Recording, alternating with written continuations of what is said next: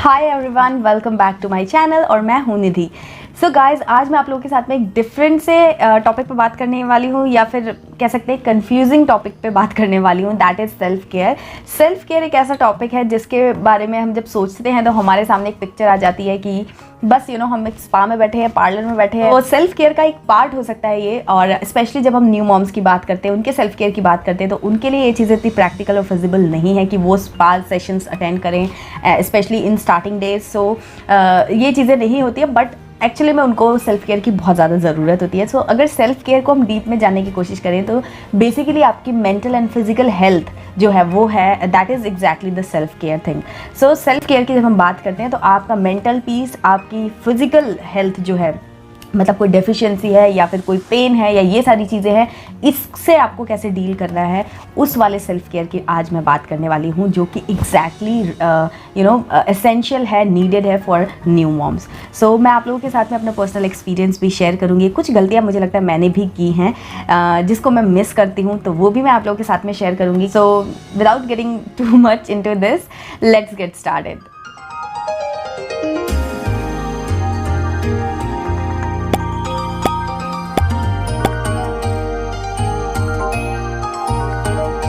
So guys, self care पे बात करने से पहले मैं आपको सेल्फ केयर का एक छोटा सा मीनिंग बता दूं कि सेल्फ केयर और सेल्फ सेंटर्ड या सेल्फिश में थोड़ा सा डिफरेंस है। सेल्फ केयर मीन्स अपनी मेंटल, फिजिकल या ओवरऑल वेलबींग जो होती है उस पर अगर मैं काम करती हूँ, अपने लिए, अपनी तबीयत मेरी ठीक नहीं है और मैं रेस्ट कर रही हूँ, चाहे फिर ठीक है लोगों को टाइम पे खाना नहीं दे पा रही हूँ, so it is called self care. But अगर मैं बढ़िया चंगी हूँ बट मुझे फिर भी पार्टी अटेंड करनी है, कहीं घूमने जाना है और मैं अपने घर वालों को कुछ नहीं दे पा रही हूँ, तो ये काइंड ऑफ सेल्फ सेंटर्ड हो सकता है कि भाई पहले जिनको ज़रूरत है उनका काम कर दूँ एंड देन फिर एक्स्ट्रा चीज़ें मैं करूँ। सो ये थोड़ा सा मतलब एक सेल्फ केयर और सेल्फिश या सेल्फ सेंटर्ड में आपको डिफरेंस समझना होगा। सो एनीवेज, अब मैं बात करती हूँ न्यू मॉम्स के बारे में। जब हमारा एक छोटा बेबी हम डिलीवर करते हैं तो हमारे दिमाग में इतनी सारी चीज़ें चल रही होती हैं और एक इतनी बड़ी लायबिलिटी आ जाती है जिसको मैं शायद एक्सप्लेन नहीं कर सकती हूँ आपको। वो जो लोग फील करते हैं वो ही समझ सकते हैं। जब उनके पास एक छोटा बेबी उनके हाथ में होता है तो उनके दिमाग में वो बहुत बड़ी लायबिलिटी जो उन्होंने लाइफ में कभी नहीं महसूस की होगी, वो फील करते हैं कि यार मुझे इस बच्चे के साथ में जस्टिस करना है, कहीं भी मैं फेल ना हूँ। ये हर एक माँ के साथ होता है। उसके चक्कर में होता क्या है कि वो अपना सारा फोकस जो होता है वो अपने बच्चे के ऊपर डाल देती है। बच्चा खा रहा है कि नहीं, सो रहा है कि नहीं, ये हो रहा है कि नहीं, वो हो रहा है कि नहीं, और फिर वहाँ पर आता है उसका खुद का सफ़र पॉइंट। वो खुद सफ़र कर लेती है बट अपने बच्चे के लिए ऑल टाइम करती रहती है। और कभी अगर उसने खुद के लिए कुछ कर लिया तो फिर गिल्ट आने लगता है कि अरे यार मैं सो गई, अरे यार मैंने ये कर दिया, अरे यार मैंने बच्चे के लिए नहीं ये चीज़ कर पाई। सो थोड़ा सा वही गिल्ट आने लग जाता है। तो यहाँ पर आ जाता है सेल्फ केयर टाइप की एक जो चीज़ होती है, यहाँ पर आ जाती है वो कि आपको अपना सेल्फ केयर ज़रूर करना चाहिए। अगर आप हेल्दी हैं, अगर आप अच्छे हैं, तो आप लॉन्ग टर्म में अपने बेबी की केयर कर पाएंगे। सो बेबी की केयर करना तो सच में मस्ट है, ज़रूरी है और बहुत इंपॉर्टेंट है। बट उसी में आपको थोड़ा सा अपने लिए मैनेज करना पड़ेगा टाइम, जिसमें कि आप अपनी मेंटल फिजिकल वेलबींग के लिए थोड़ा सा कुछ भी एफर्ट्स आप कर सकें। क्या क्या आप कर सकते हैं, कैसे कर सकते हैं, वही मैं आज आप लोगों के साथ में बताऊँगी। सो सबसे पहला जो पॉइंट है वो ये है कि नींद, सोना बहुत ज़रूरी है। अब दिक्कत क्या है कि सोना तो बहुत ज़रूरी है, सबको पता है कि 6 घंटे की 8 घंटे की नींद ज़रूरी होती है हर इंसान के लिए। लेकिन जब आपके पास 2-3 महीने तक का बच्चा होता है, वो हर 2 घंटे पे जगता है, लिटरली वो हर 2 घंटे पे जगता है, 2 से ढाई घंटे के इंटरवल पे वो जगता ही रहता है, उसे भूख लगती है। सो ये पॉसिबल ही नहीं है कि कंटिन्यू 6 से 8 घंटे की नींद आप ले पाए। उसमें क्या होता है कि एक्सर्शन आपको होने लगता है, स्ट्रेस होने लगता है और फिर आप चिड़चिड़े हो जाते हैं एंड देन फिर आ जाता है वो आपका नेक्स्ट लेवल का कि आपको मूड स्विंग्स हो रहे हैं, या फिर आपको कुछ लोगों को जो बोलते हैं पोस्टपार्टम डिप्रेशन जो होता है वो होने लगता है। उसका बेसिक रीज़न यही है क्योंकि हम मेंटली रिलैक्स कर नहीं पाते हैं।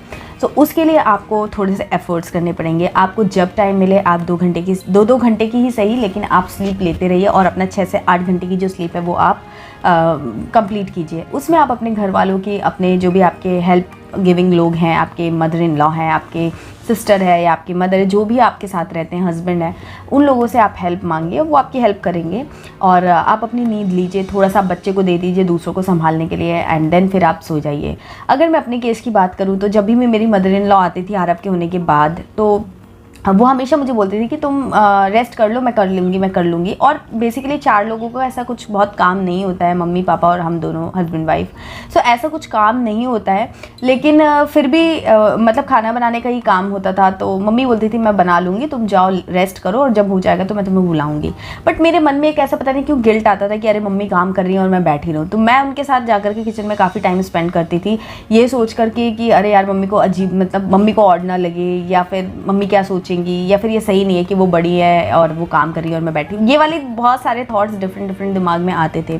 सो आरव सो रहा है, मम्मी काम कर रही है, मेरे पास इनफ टाइम है कि मैं स्लीप ले लूँ या फिर अपना जो भी मुझे करना है मैं कर लूँ। बट मेरा इनिशियली मुझे कॉन्शियस जो था वो अलाउ नहीं करता था। अब सामने वाला तो आपकी हेल्प करना चाह रहा है, बट अगर आप कंफ्यूज्ड हैं, अगर आपके अंदर वो गिल्ट आ रहा है, सो वो हेल्प करना वेस्ट हो सकता है। तो फिर मुझे रियलाइज़ हुआ कि फ़ायदा क्या है, मम्मी काम भी कर रही हैं, मेरे लिए एफर्ट्स भी कर रही हैं और मैं तो उसका कोई फ़ायदा उठा नहीं पा रही हूँ। देन फिर मैंने सोचा कि इट्स ओके। अगर कोई सोचता भी ऐसा है कि यार हम काम कर रहे हैं, ये सो रही है, अगर कोई ऐसा सोचता भी है तो late it B. So worst condition में वैसे तो ऐसा कुछ था नहीं, ये मेरे अपने थॉट्स थे जिसकी वजह से मैं ऐसा नहीं रेस्ट कर पाती थी, जिसका मुझे अफसोस लगता है। काफ़ी टाइम तक मुझे लगा था कि अरे यार फालतू में इतना थॉट दिया मैंने जिसकी रिक्वायरमेंट नहीं है। सो यस, आप थोड़ा सा स्मार्ट बनिए। अगर कोई आपके आगे से हेल्प कर रहा है तो उसका पूरा फ़ायदा उठाइए, रेस्ट कीजिए अपने आप को, जो भी आप अपने लिए करना चाहते हैं। सबसे इंपॉर्टेंट नींद होती है तो वो आप लीजिए उस टाइम पर बिना कुछ सोचे समझे। और अगर कोई आपकी हेल्प नहीं कर रहा है तो आप उनसे अपनी हेल्प की मांग कीजिए। उसके अलावा आप ब्रेस्ट पम्प का यूज़ कर सकते हैं। अपना जो मिल्क है उसको आप एक्सप्रेस करके बॉटल में फिल करके रख दीजिए और उसके बाद आप आराम से 4-6 घंटे की नींद ले सकते हैं। कोई बच्चे को अगर ज़रूरत होगी तो फीड कोई भी कर देगा। तो ये इस तरीके से कुछ इंस्ट्रूमेंट, कुछ हैक्स वगैरह आप यूज़ करिए। सो नेक्स्ट चीज़ आती है डाइट से रिलेटेड। ऐसी सिचुएशन में जब आपने बच्चे को बर्थ दिया है तो आपकी बॉडी में बहुत सारी डेफिशिएंसीज क्रिएट होती हैं जिनको कि आप अपने डाइट के थ्रू आराम से मतलब फुलफिल कर सकते हैं। एंड कुछ सप्लीमेंट्स होते हैं, अपने डॉक्टर से कंसल्ट कीजिए और खाना पे आप फोकस कीजिए कि आप बहुत ज़्यादा ऑयली या जंक्स पे ना जा करके अपना healthy food, freshly cooked food अगर आपके पास अवेलेबल है, दाल चावल रोटी सब्जी जो भी है वो आप खाइए और खाने को टाइम पर खाइए। मैंने बहुत सारे लोगों को ऐसा देखा है बिफोर माई प्रेगनेंसी कि वो बच्चा है और बच्चा मतलब वो तो दिन में हस्बैंड ऑफिस चले गए और फिर बच्चा हमारे साथ, और हम लोग क्या है कि वो रो रहा है, जग रहा है, हम पूरे टाइम उसके साथ में ही चले गए। तो हम कभी 4 बजे खाना खा रहे हैं या फिर हम खाना ही स्किप कर दे रहे हैं, सीधे इवनिंग स्नैक्स पे आ जा रहे हैं। ऐसा मैंने कई लोगों से सुना था एंड मुझे बहुत मतलब थोड़ी घबराहट भी होती थी कि अरे यार कैसे होगा ये सब कुछ मैनेज, कैसे होगा। बट मुझे मम्मी की मेरी एक बात याद रहती थी कि खाना कभी भी कोई मील स्किप नहीं करना चाहिए। एक आध बार की बात अलग होती है बट ये तो रोज़ की चीज़ है। सो वो आपकी बॉडी में नेगेटिवली एडवर्सली अफेक्ट करती है आपकी बॉडी को। सो आप अपनी किसी भी डाइट को मिस मत कीजिए। आई नो कि फुलफिल्ड पूरा आपका जो डाइट है, बैलेंस डाइट या थाली एक आप बना पाना वो भी एक थोड़ा सा टास्क होता है। बट आप उसको थोड़ा सा मैनेजमेंट के साथ, थोड़ा सा किसी की हेल्प, अपने हस्बैंड की हेल्प ले सकते हैं या फिर अगर आपको कोई हाउस हेल्प मिल जाती है तो आप वो हेल्प लेकर के खाना, जैसे आपने चॉपिंग वगैरह करवा ली या फिर इस तरीके से एक्स्ट्रा हेल्प आप ले सकते हैं। या फिर अगर कोई ऐसा है आपके घर में जो आपके लिए एक टाइम खाना बना दे, सो आप उस तरीके से मैनेज कर सकते हैं। दूसरी चीज़ कि आप कुछ शॉर्टकट्स पे जाइए कि आप देखिए कि मंचिंग करने, स्पेशली होता है क्या कि चलो खाना तो आप खा लेते हो जैसे भी, बट ये जो मंचिंग वाला पीरियड होता है ना, जब आपको जैसे आपने फीड कराया उसके बाद आपको भूख लगती है, तो वो वाला जो पीरियड होता है उसमें सबसे ज़्यादा आप कैलोरीज इंटेक करते हो। बिस्किट्स, नमकीन और बाहर की बहुत सारी चीज़ें, ये जो आप खाते हो वो आपको एक्चुअली में ज़्यादा अफेक्ट करती है। सो वहाँ पर मैं आपको यही बोलूँगी कि आप थोड़े से शॉर्टकट्स देखिए कि आपने हफ्ते में एक चीज़ बना दी, लाइक लड्डूज़ बना दिए या फिर मुरमुरा नमकीन हो गया, ड्राई फ्रूट्स हो गए, इस तरीके से जो भी ऑप्शंस आपके यहाँ पे, हर किसी के यहाँ लोकली बहुत सारी ऐसे क्विक वाली डिशेस बनती हैं, हर जगह हैं डिफरेंट नमकीन में भी, मीठे में भी। सो वो आप बना करके खुद में रखिए ताकि आपको जब भी टाइम मिले, इनकेस कभी ऐसा होता है कि आपका मील नहीं हो पाया, सो आप उस टाइम पर एक गिलास दूध, फ्रूट्स ऐसा ले लीजिए जिसमें आपको कुकिंग कुछ नहीं करनी है, बट लेकिन आपको जो चाहिए न्यूट्रिएंट उस पॉइंट पे वो आपको उस टाइम पर मिल जाए। और टाइमिंग भी बहुत ज़्यादा चेंज नहीं, ऐसा नहीं कि आप रेगुलर 2 बजे 1 बजे खाना खाते हैं फिर 4 बजे आप खाएं। सो उससे पूरा आपका मेटाबॉलिज्म डिस्टर्ब होता है, बट वो तो होता ही है, बट अगले दिन तक आप मतलब ब्लोटेड महसूस करते हैं। मुझे तो बहुत इरिटेशन होती है जब भी मैं लेट खाना खाती हूँ। तो कभी मेरा लेट खाना हो जाता है तो फिर मैं खाना ना खाकर कुछ ऐसा हैवी सा स्मूदी या ऐसा कुछ ले लेती हूँ ताकि मैं वापस से अपने साइकिल में आ जाऊँ, जो मेरा खाने का डाइट चल रहा है वो मेरा मेंटेन रहे। तो नेक्स्ट, आप पानी, अपनी बॉडी को हाइड्रेट करना बिल्कुल भी ना भूलें। हाइड्रेशन तो बहुत ज़रूरी है, स्पेशली पोस्टपार्टम। बहुत सारे पर्पस से आपका वेट लॉस में हेल्प करता है। आपकी इनर क्लीनिंग जो होती है वो बहुत ज़्यादा टॉक्सिन सारे निकलते, फ्लश आउट होते हैं एंड आपको थोड़ा सा कैलोरीज का इंटेक भी आपका कम रहता है। सो पानी की बहुत ज़्यादा ज़रूरत होती है, सभी को पता है। तो पानी आप बिल्कुल भी मतलब उसमें कमी मत कीजिए। लेकिन होता क्या है ना कि बच्चे के साथ ऐसा रहता है ना, आलस बहुत आता है। तो कभी हमें बहुत प्यास लग रही है बट उस टाइम हमारा बच्चा रो रहा है, सो हम क्या करते हैं कि अरे यार ठीक है अभी थोड़ी देर बाद ले लेंगे, और फिर वो थोड़ी देर बाद फिर वो रह जाता है। सो आप एक चीज़ कर सकते हैं कि हमेशा अपने बेड साइड पे एक बॉटल पानी जो है वो भर करके रख लीजिए, चाहे फिर वो जीरा वाटर, अजवाइन वाटर ये वाला रख लीजिए या फिर नॉर्मल वाटर रख लीजिए। लेकिन पानी हमेशा में जब भी आप किचन में जाइए अपनी बॉटल लेके जाइए, उसको फिल कर लीजिए। मैंने देखा है, स्पेशली अगर मैं अपने घर की बात करूँ, मैं अपने फ्रिज में अगर बॉटल जब फ्रिज वाला पानी पीती हूँ तो मैं क्या करती हूँ, एक गिलास पानी पीती हूँ तो एक गिलास वापस से भर के फ्रिज में रख देती हूँ, ताकि वो कभी भी खाली ना मिले मुझे, और पानी जब पीना हो तो अवेलेबल हो। मैं आप लोग को भी एडवाइस करूँगी कि जब भी आप किचन में जाएँ तो अपनी बॉटल लेके जाएँ, फिर उसमें अगर आधा गिलास पानी की जगह हो तो आधा गिलास फिल कर लीजिए। आप वेट मत कीजिए कि जब वो खाली हो जाएगी देन फिर मैं भरूंगी, क्योंकि जब वो खाली हो रही होगी हो सकता है आपको और भी पानी पीना हो, बट क्योंकि उस बॉटल में पानी उतना सा ही था तो आपने उतना ही पिया। तो इन सब चीज़ों से आप बचिए। उसके अलावा आप बहुत सारी एप्लीकेशंस आती है जिसमें पानी का रिमाइंडर आता है। जिन लोगों को पानी कम पीने की आदत है वो लोग ये एप्लीकेशंस वगैरह यूज़ कर सकते हैं, या फिर खुद भी अलार्म सेट कर सकते हैं कि हर 1 घंटे बाद या 2 घंटे बाद अलार्म बजेगा और आप पानी पिएंगे। इस तरीके से आप चीज़ें मैनेज कीजिए, बट पानी ज़रूर आप पीते रहिए, नींबू पानी या जो भी आप जिस तरीके से पीना चाहते हैं। ग्रीन टी आप अवॉइड कीजिए। सो नेक्स्ट चीज़ आती है क्वाइट टाइम या फिर मी टाइम, जो आपका अपना पर्सनल टाइम हो। अब वो पर्सनल टाइम जो है वो ये भी हो सकता है कि आप कोई बुक पढ़ लीजिए या फिर आप थोड़ा सा गार्डनिंग कर लीजिए, पौधों में पानी दीजिए, बैठिए। मैं आपको सजेस्ट करूँगी कि आप 2 से 3 ऐसे प्लांट्स लगा लीजिए अपने गार्डन में, या फिर अगर आपके पास बालकनीज़ है, छत है, जो भी है, तो वहाँ पर ऐसे छोटे छोटे से प्लांटर्स लगा लीजिए। स्पेशली जो देसी गुलाब होते हैं जिनमें कोई ज़्यादा मेंटेनेंस नहीं होती है, बट जो फूल आते हैं वो इतना सुकून देते हैं, इतना अच्छा लगता है उनको देखना। उनमें पानी दीजिए थोड़ा सा, आप उनके साथ जो बैठिए, आपको बहुत अच्छा लगेगा। ये मेरा अपना पर्सनल टिप है, मुझे बहुत अच्छा ऐसा लगता है करने में। आप ना थोड़ा सा आउटिंग वगैरह भी प्लान कर सकते हैं। जैसे मैं अगर अपनी बात बोलूँ तो मेरा आरव जो था वो 5 मंथ्स का जब हुआ था, तो 5 मंथ जिस दिन कंप्लीट हुआ था उस दिन हम गोवा में थे। तो हम लोगों ने इस तरीके से आउटिंग अपनी प्लान की थी कि थोड़ा सा बाहर जाएंगे। उस टाइम पर कई लोगों ने हमें बोला कि अरे बच्चा छोटा भी कैसे जा रही हो, या ये है वो है, मतलब थोड़ा सा मुझे डिफ़िकल्टी होगी। ऑब्वियसली बहुत सारे चैलेंजेस होते हैं। फीडिंग कराना बच्चे को, हर 2 घंटे में फीडिंग कराना इज़ जस्ट अ चैलेंज, और ये सब चीज़ें थी। बट फिर भी हम लोग गए थे घूमने, और वो बेस्ट एक ट्रिप कह सकते हैं वो था। तो इस तरीके से छोटी छोटी ट्रिप्स, आप, ये तो खैर बड़ी ट्रिप हो गई थी, बट आप छोटी छोटी ट्रिप्स भी बना सकते हैं। 1 डे या 2 डे का गेटवे कुछ बना सकते हैं। इससे आपको बहुत ज़्यादा आपकी जो डेली लाइफ है ना थोड़ी सी बूस्टअप हो जाएगी, थोड़ा सा आपको रिलैक्स मिलेगा। आपको वहाँ पे कुछ काम नहीं करना है, कुछ नहीं करना है, और आपको थोड़ा सा मतलब नेचुरल ब्यूटी या जो भी है घूमने का आपको एक मज़ा मिलता है। सो वो चीज़ करने में आप बिल्कुल भी संकोच मत कीजिए, शर्माइए मत या घबराइए मत, दोनों ही चीज़ें मत कीजिए। सब चीज़ें मैनेज हो जाती हैं। थोड़ी सी मैनेजमेंट के साथ अगर आप जाते हैं तो तैयारी थोड़ी सी करके जाएंगे तो आपको वो 1-2 दिन बहुत ज़्यादा अच्छा लगेगा। सो यस, थोड़ी सी एक ट्रिप्स, छोटी छोटी ट्रिप्स प्लान कर सकते हैं, और थोड़ा सा अपने लिए मी टाइम आप निकाल सकते हैं। उसमें आप अपने लिए कुछ भी कर सकते हैं जिसमें ज़्यादा एफर्ट नहीं लगते। उसमें फिर आप अपना वो स्पा वाला कर सकते हैं कि आपको अपनी हेड मसाज करनी है, या फिर आपको फेस पैक वगैरह लगाना है, या इस तरीके का जो भी आपको कुछ करना है वो आप कर सकते हैं। थोड़ा सा अपने पार्टनर के साथ में किचन में जब आप लोग काम कर रहे हो तो थोड़ा सा बातचीत करते हुए काम कीजिए, अपने पार्टनर से हेल्प मांगिए। तो वो जब आपके साथ बातचीत करके आप जब काम करते हैं तो एक तो काम बहुत फटाफट हो जाता है, प्लस आपको ऐसा लगता है कि यस कोई है हमारे साथ जो हमारी बातें सुन रहा है, हमारे साथ शेयर कर रहा है मोमेंट्स, तो वो अच्छा लगता है। तो इस तरीके की छोटी छोटी चीज़ें ढूंढिए कि आप क्या कर सकते हैं। अपने हस्बैंड के साथ में बैठ करके टीवी वगैरह देखिए, कुछ प्लान कीजिए इस तरीके से। रेगुलर बेसिस पे देखिए कोई भी चीज़ नहीं होती कि आप डेली टीवी देख पाएंगे, डेली ये कर पाएंगे, डेली नहीं हो पाता है। तो हफ्ते में 1 दिन भी देखा तो उसमें पॉजिटिव महसूस कीजिए।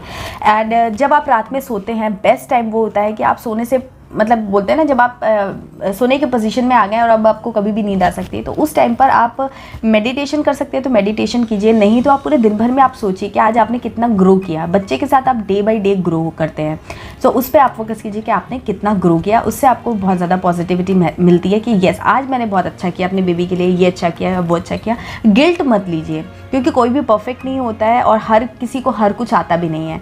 और इट्स ओके अगर आपके बेबी के साथ आपने ये चीज़ें की, कुछ गलती भी होगी तो इट्स ओके, ऐसा कोई हार्ड एंड फास्ट नहीं है। सो इसलिए घबराइए मत, टेंशन मत लीजिए, और किसी से अपना कंपैरिजन तो बिल्कुल मत कीजिए।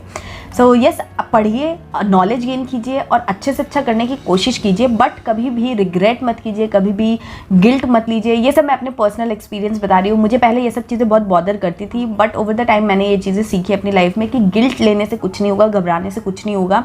जो मैं कर सकती हूँ वो मैं पूरी फुली करने की कोशिश करती हूँ, फिर जो होगा फिर ठीक है, देखा जाएगा, कोई दिक्कत नहीं है। सो ये एटीट्यूड आप अपनी लाइफ में लाइए। सो नेक्स्ट चीज़ आती है एक्सरसाइज। एक्सरसाइज पे बहुत ज़्यादा आप हाई फाई एक्सरसाइजेस या इंटेंस वर्कआउट्स नहीं कर सकते हैं, लेकिन हाँ आप शाम को वॉक पे जा सकते हैं, बच्चे को प्रैम पर लेकर के वॉक पे जा सकते हैं। उससे आपको थोड़ा सा, बेबी को भी एक राइड मिल जाएगी, आप भी थोड़ी सी, आपकी बॉडी जो है वो मूवमेंट में आएगी एंड आप लोगों से मिलेंगे भी तो आपको वो अच्छा लगेगा। स्टिल जॉगिंग वगैरह कर सकते हैं, योगा कर सकते हैं, जो कि बहुत ज़्यादा परफेक्ट लगता है मुझे, स्पेशली ये वाले पीरियड में। इसमें बहुत ज़्यादा स्ट्रेस नहीं होता है बॉडी पे, बट फिर भी आपकी बॉडी थोड़ा सा एक एक्टिविटी कर रही होती है और साथ में आपको रिलैक्स भी कर रही होती है। सो इस तरीके के माइल्ड से योगा या फिर कोई भी वर्कआउट आप कर सकते हैं, वॉकिंग कर सकते हैं। ये बहुत सारे मल्टीपल वे में आपकी बॉडी के लिए, आपकी बॉडी की फिटनेस के लिए बहुत ज़्यादा ज़रूरी है। Last but not the least जो चीज़ें हैं वो ये कि आपको थोड़ा सा सोशलाइज होना चाहिए। सोशलाइज से मतलब ये नहीं है कि आप डेली किसी के घर जा रहे हैं या फिर किसी को बुला रहे हैं। उन लोगों से जिनसे आप हर तरीके की बातें कर सकते हैं, अपना पेन जो है वो शेयर कर सकते हैं, उनसे आप व्हाट्सएप है, फ़ोन कॉल्स है, वीडियो कॉल्स है, इसके थ्रू आप कनेक्ट हो सकते हैं, अपनी बातें शेयर कर सकते हैं।